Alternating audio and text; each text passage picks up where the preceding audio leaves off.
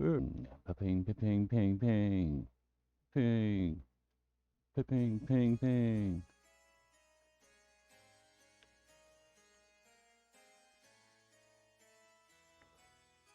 All right. So there's that. There's that. Is that too loud? I do not know.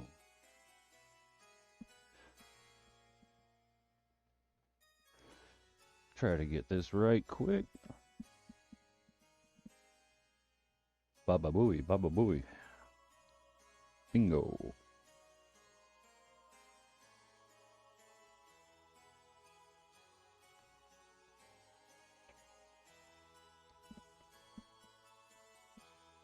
Alright, so I hope I'm not bleeding through and double echoing.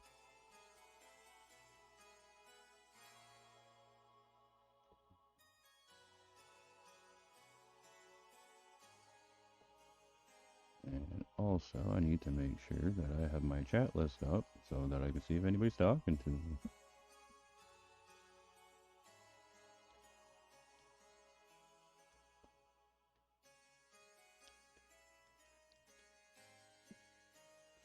Alright.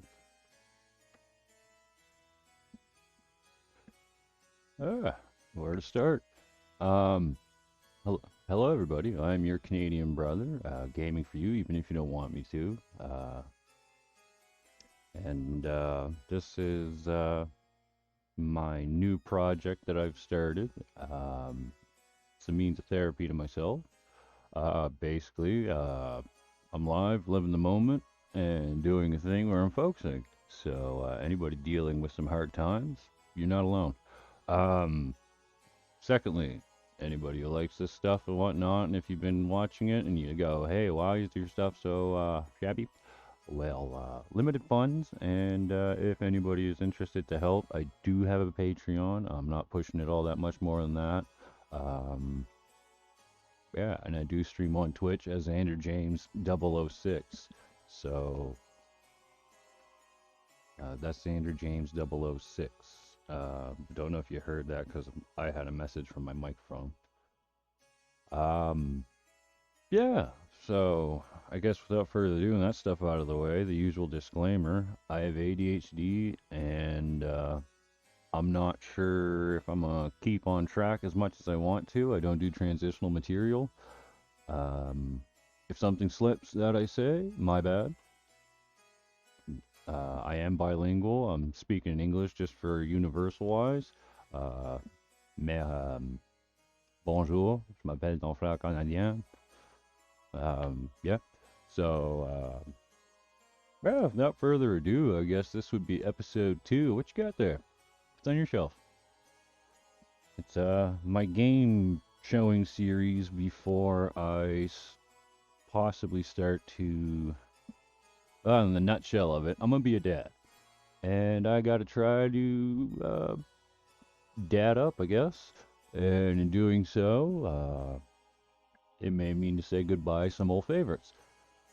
And I've recently come into the knowledge that the physical gaming world, I should say, is now kind of booming. Certain pieces, anyways. So I have a few of those, and today's episode will incorporate one that I know of. I guess it's one of the more higher sought afters, but we'll get that to after because it's kind of got to run through the series, I guess, if you want to call it that way. Sorry. But yeah, I guess we'll get started here with the original starter of it that anybody who got the chance to play it back in the day. Um, I'll be moving back and forth because that's all I can do. This is Xenogears on PS1. Mine is got a little crack here by my finger. Try to get that just to show Xenogears. Mine's the greatest hits. If you had the black label, she's worth a little bit more, but still, as far as I've heard, this one is she still holds her price. You got a nice picture of the robots in there. This was your regular, I should say regular. It was kind of a different JRPG, and It was a good time. I'm gonna be careful here because you can see mine as the game's gotten old over the years. So you know, there's the booklet nicely hanging up in there, and your first game disc because this was a multi-disc game. Yeah. And the interesting thing with PS1 cases, if people didn't ever really see physical copies, a lot of them had art like this, feature their characters or certain things, aspects. In this case, it's Ellie and Faye and their robots, or their gears. Sorry, their gears. Well, tall and yes. Now, I'll get the other disc open here after I pop that back into its place.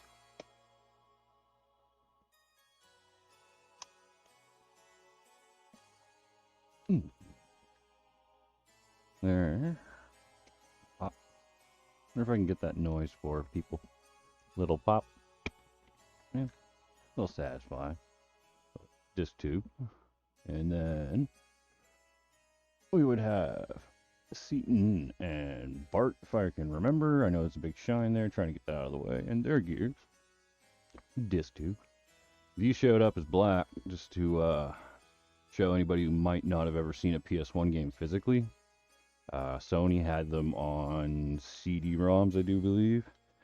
And interestingly enough, if you're ever curious, they have a really neat security feature behind them. That there's a video somewhere's out there on the tubes that explains how exactly it works. But in the nutshell, it made it made the laser wiggle while it was in the PlayStation, so that you couldn't copy that motion with a regular computer or something like that along those lines. Don't quote me on that. And while I'm still down here, I'll just stay down here because I know I'll be moving things. We'll move on to the next one. And the next one would be Xenosaga 1. It took a few years for that one to come out in between, as you can see, because we jumped to console. Made by Namco. Later on known as Namco Bandai, and then I think, or Namco and Bandai merged, I think. But don't quote me on that one either. Says it was rated for teens, but honestly, it was like, yeah, because the religious aspects and whatnot. Same thing for that guy over there. There's a lot of religious stuff that, not exactly, what's the word I would want? Sacrilegious? But, they're touchy. I guess is the easiest way I could say it. Well, this would be the front again, just because I know I already showed it. That is Cosmos. And then we have the whole character lineup pretty much right there in the back. Shion, Ziggy, Momo, Chaos, Junior, I do believe. Try to get just so everybody get a little look at those big old cute eyes and the art style that they use. Oh, people like that. People like that. Here's that PS2 click. This is, and mine. I guess let's see what we got. We got a receipt for EB Games. No, wait, it's a receipt for Gamezilla. What did I buy this for back in the day? I paid $37.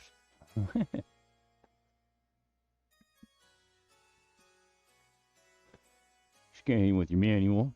Boom, boom. Nothing special. Just owner's manual. Regular rules about PlayStation, things to make the game easier and whatnot. This was another one of those games, and I'm not sure why they did it. I don't know if they did it intentionally but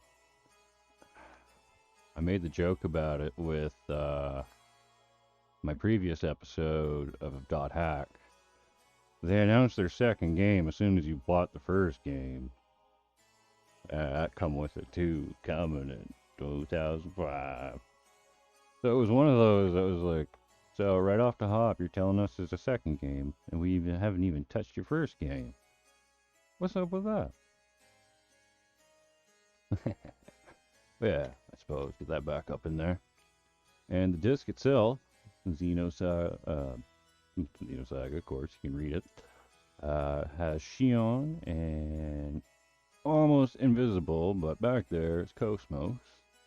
Kind of see her, kind of lightly shining through that blue. And these, unlike the first games, for anybody who's never seen one, were DVD-ROMs. They swapped over. Now, the funny thing is with PS2 games, there are a few rare ones that you'll see, and the only one I know off the top of my head is Big Mother Truckers, the trucking game, and Harvest Moon Save the Homeland, I do believe it was called. They're blue disc games. They're DVD-ROMs, but they were different, and they made your PS2 just about blow up. It's the easiest way to say that. And once again, for anybody who's never seen a PS2 cartridge case, that was for your memory cards to carry to your buddy's place. Or that way you keep it away from your brother. Moving on. Oh, I totally forgot about that. My bad. Along with going back to xenogears. I've heard these are sought after. People have, I guess, destroyed them over time and they're hard to find. But this is your physical copy of a old Bratty Games Xenogears game guide. And I gotta admit, getting my hands on this bad boy back in the day, there's one particular challenge in the game where you have to hit stones to make water rise up and down to a mathematical scale, and the correct frequency is something like 2-1-3-3-1-3-2-1-3-1-3-1-1. Don't quote me, that's probably not right, but it was one of those like, you didn't really want to have to do that again. Now, moving on. We are getting into Xenosaga 2. Good old number 2. They got a little prettier in there. You can see everybody on the side. They're adding in the villain on the top there. That was Elvito. And there he is again on the back, along with your scenes and epic covers.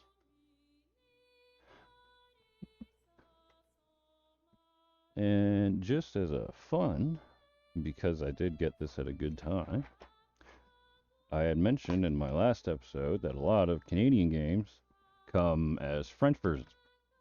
So you usually got one of these too. So you can swap your cases out, turn to French. That way, you had a bilingual case. And, yeah. Oh, I suppose I never really showed that. It's kind of neat. They had their little emblems and everything on the side. I don't know if I showed that off with the first game either. I'll do it just in case. That one had little Zohar. And then we move on to another nice little piece. Goes along with the game. I'm just gonna pull this one out for the moment. A lot of the Bratty Games guides, for people who don't know, used to come with a poster. That's what this is. And interestingly enough, may as well just show off a poster now. Usually they made it something elaborate, and in this case, I can't really show the whole thing really nicely, but you got the print of Cosmos, looking good, I gotta admit. And that was the entire level scaling system. So it's pretty handy to have around. And then if you turn it around, you got a nice picture of Shion. She had grown up by then, and she changed her outfit, so they took her glasses away and whatnot, and she got a different look. That's the poster that would come with the game guide for Bratty Games. Not sponsored by anybody, by the way, just doing this on my own time.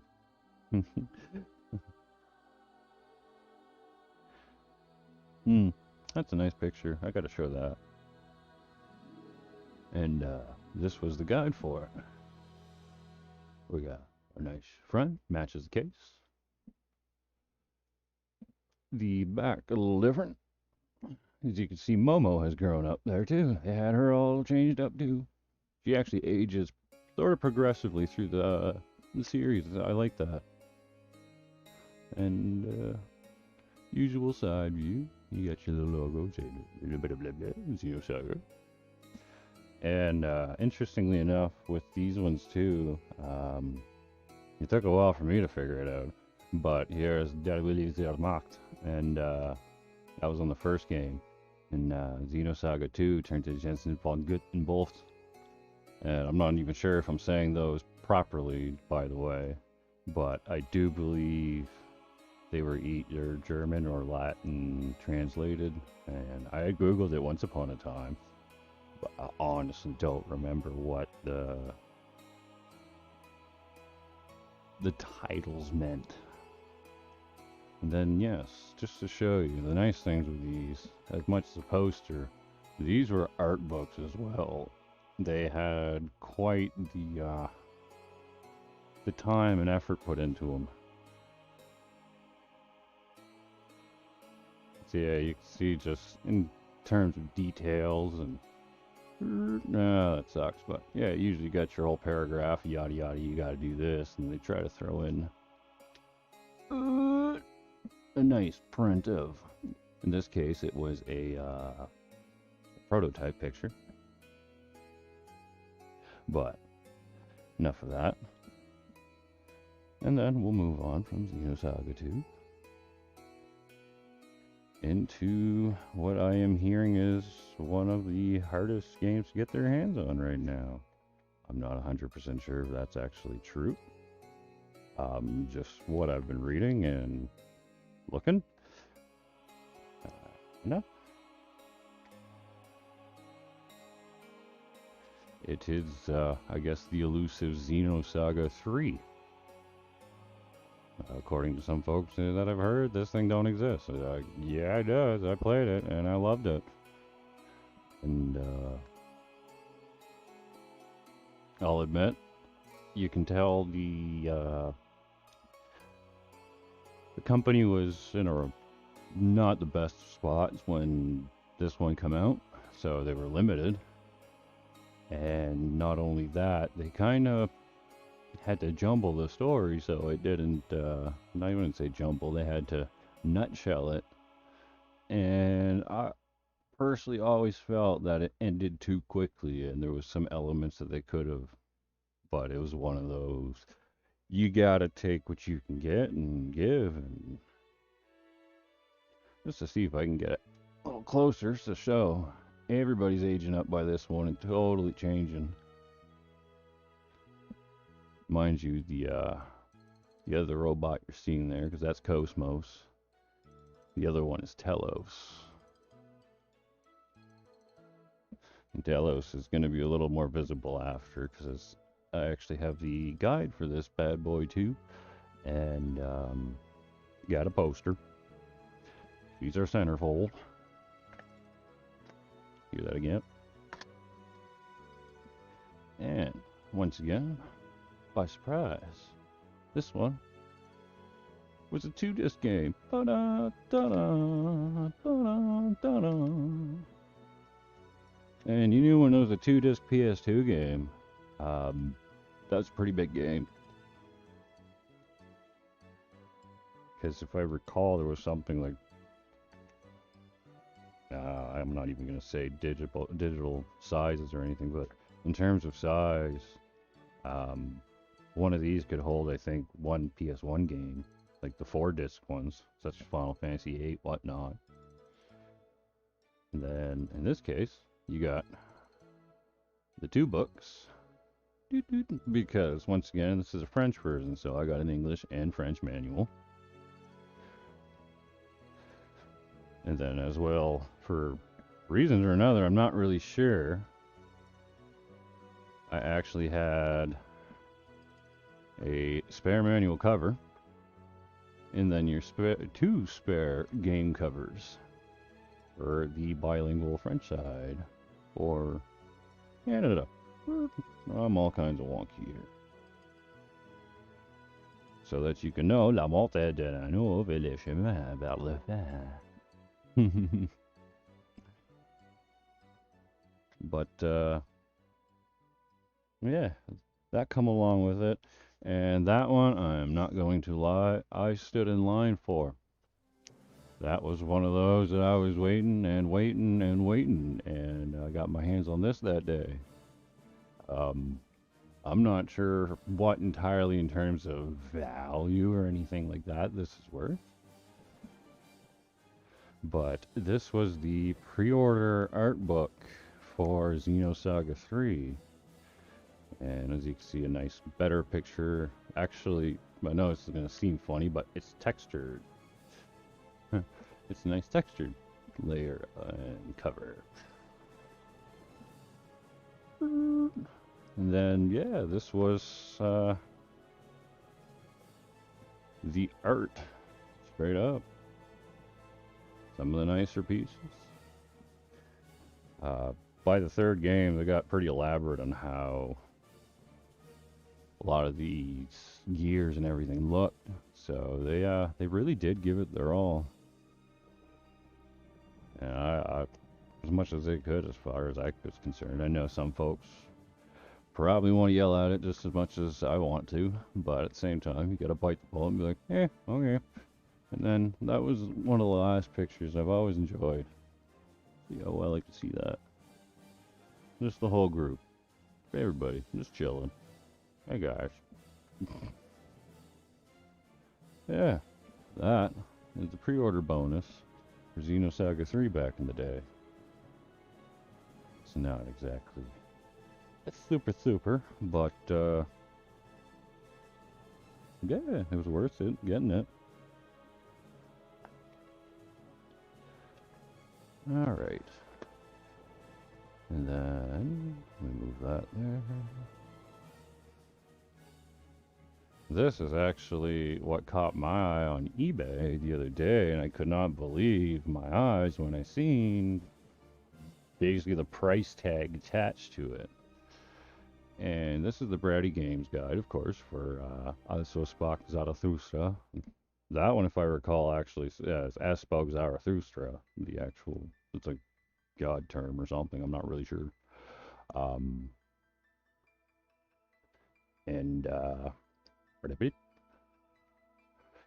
Basically, I was on eBay looking at things and just strafing through. Looking at a price tag of $245, and there was only one. So it was one of those moments that I was like, are these things gotten that rare? I don't really know myself if they are truly that rare, but it was kind of one of those moments that this has got me thinking that maybe I want to go off a few things just because. I guess you could call it flexing a little bit. But on the Brady Games for that one, and mine have been hung, and this one unfortunately got, I have some cats. And so it has received a little bit of damage. But that was your nice centerfold of Telos. Very powerful enemy. Very well thought of. I know it's a kind of sexualized character, but it was one of those, that is a phenomenally respected character. And what I am strafing across here is actually Xenosaga's timeline. They gave you that because the game was going to be the way it was. Well, it gave you a little bit of filler. So I guess you didn't feel exactly that you were missing. If that's the right words to say. Now, push those aside. And I'm going to mention this just because anybody watching this here now or later, I got arms that look like a junkie. I'm not going to, straight up, I know it. You see me in my bandages. I have a skin condition. My stress shows up physically as really painful sores. So Just throw that out there if anybody ever sees this and they're like, wow, that guy looks like a junkie. Yeah, I get it. Yeah, I had to explain that one to the doctors too. And I see it. I do see your point. But no, it's skin condition. Yeah, moving on from that again. I had me my honorable mention. Now this is funny because you're looking at it and go, why does he got a Ziploc bag? This is a Nintendo game, an NES cartridge. And this bad boy is actually kind of a family heirloom at this point. Because it was the first game that, other than I think Mario Duck Hunt, that was a combo game that came with the NES console back in the day. Sorry, I'm just looking if mine is exposed. I do have a physical console. It is not. I packed it. But yeah, these very simple, nothing very extravagant, are the almighty cartridges that everybody has been you know, so fond of blowing into. But there's an interesting one with my copy of Super Mario 3 that I found out, and I don't know if this holds up in truth, as somebody was telling me just in our local areas. Mario 3 was released across globally, but technically has different versions. Japanese, European, and Canadian. Now, why you say Canadian? At the time when this was released, the bilingual laws in Canada were in place, or were put in place, I should say. So, in this case, we have some games with, and I don't know if you can really see any of it, it's because it's so tiny. It's actually in French. So we had the French English. And, yeah, I heard from a collector of the sorts that just because our copies have French on them, they're worth a little bit more depending where they are sold across the world. Now, mind you, PAL locks, I think they're called, or recall they're called, regional locks to your consoles. Be mindful of that. You can't just buy a game from America and slap it in a European console all the time. It won't always work like that. Some ones will straight up lock up if you try to do that. So, make sure what you're buying is not regionally locked. In my case, all these are Canadian games and whatnot. They're made for a North American PlayStation. So, in the case of popping a European PlayStation, it may actually cause problems. So, just throwing that little disclaimer out there for anybody that may purchase a game or look into getting these someday. But other than that, let's see.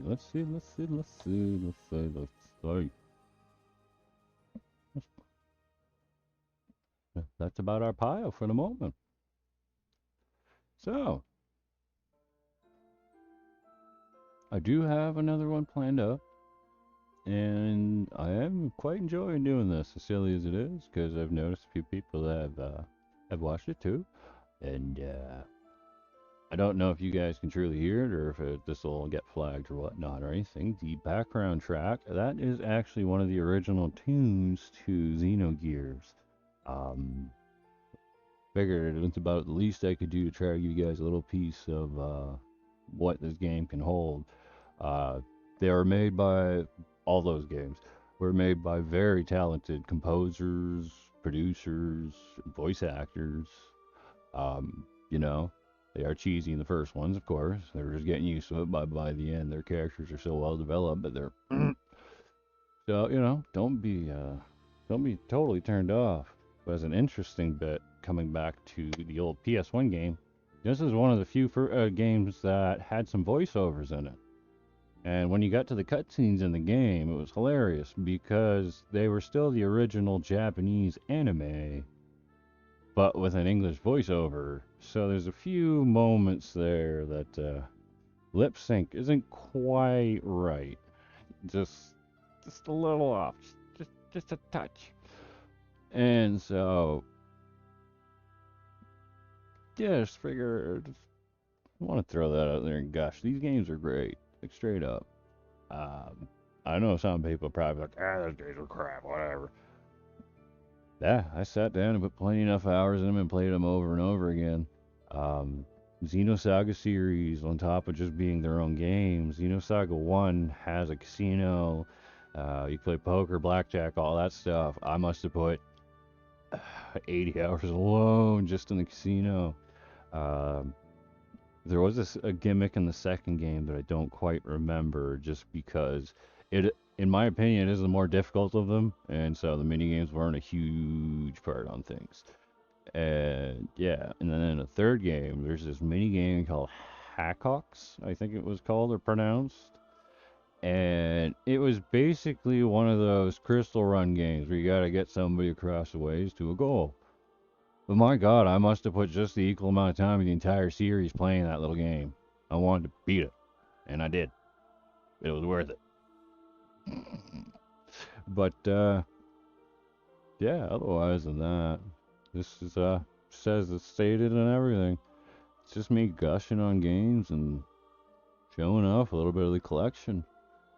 So I'll probably have another one up because I've already got a few other guys lined up for the next one. Because since we covered Dot Hack, I said I would like to do GU, and I do have all that found out and what merchandise I could find. It was interesting because going through, I have purchased collector's editions and the things. And so it's one of those like, okay, where's the part for that? Where's the part for this? Where's that? Okay, we got this. And yeah, it's interesting seeing the things come back together. And we'll see what shows up in the next episodes. Never know. It could be bigger pieces, could be littler pieces. I'll see what I can find. Otherwise than that, I'm gonna call this one quits for the moment. And hopefully people enjoy her. So until the next one, I am your Canadian brother, gaming for you, even if you don't want me to. And sure, I'm not gaming here, but just having fun either way. And what's on your shelf? What you got there? I like games. And so, no, drop a comment you like the comment, drop the likes you like the likes, subscribe if you like the help. Once again, Patreon, huge appreciation if that starts popping off. Yeah, take care all, much love all, and have a good one.